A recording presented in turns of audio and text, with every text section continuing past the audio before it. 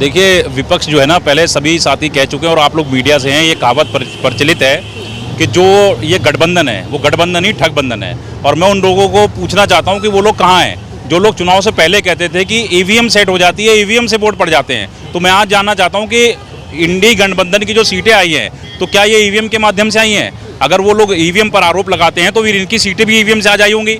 तो मैं ये कहना चाहता हूं कि जो प्रधानमंत्री आदरणीय श्री नरेंद्र मोदी जी का जो विजन है, सबका साथ सबका विकास, आज उसी की तर्ज पर काम हो रहा है। और सबका साथ सबका विकास को लेकर ही आज का जो चुनाव है ये सभी के सहयोग से चुनाव जीता है। और एक बार फिर भले ही भारी बहुमत से नहीं, लेकिन फिर भी इंडिया इसमें एनडीए की सरकार बनने जा रही है, हमारी सरकार बनने जा रही है, जिसका नेतृत्व प्रधानमंत्री आदरणीय श्री नरेंद्र मोदी जी करेंगे। और उनके दिशा निर्देश में देश एक बार फिर चौतरफा तरक्की करेगा और विश्व गुरु बनकर दिखाएगा। देखिए, इंडी गठबंधन के नेता अभी भी देखिए, चोर चोर मौसेरे भाई सपना देख रहे हैं। अभी आप देखिए आगे आगे होता क्या है, क्योंकि अभी तो ये एकजुट होने के लिए लड़ रहे थे, अब ये इसलिए लड़ेंगे कि कौन क्या बनेगा, मुझे क्या मिलेगा, मुझे क्या। सत्ता का जो है ना स्वार्थ है वो भी आपको साफ सुथरा दिखेगा, क्योंकि ये गठबंधन बना ही सत्ता के स्वार्थ के लिए है। ये किसी विकास के लिए नहीं बना, जनता की जो समस्याएं हैं उनको दूर करने के लिए नहीं बना, देश को आगे बढ़ाने के लिए नहीं बना, ये सत्ता के लालच के लिए बना है कि किसी भी तरह से हम सीटें जीत जाएं। तो सत्ता का लालच जो है, इनको सत्ता का स्वार्थ जो है,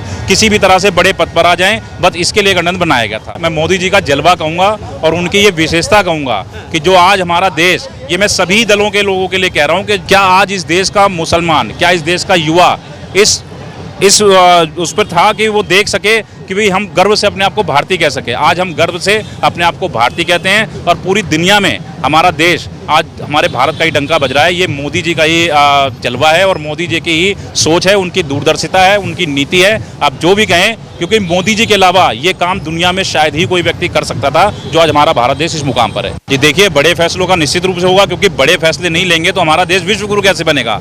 और ये मोदी जी की ही कला, मोदी जी के ही एक ये कला है कि जितने बड़े फैसले लेने, निडर रूप से फैसले लेते हैं वो।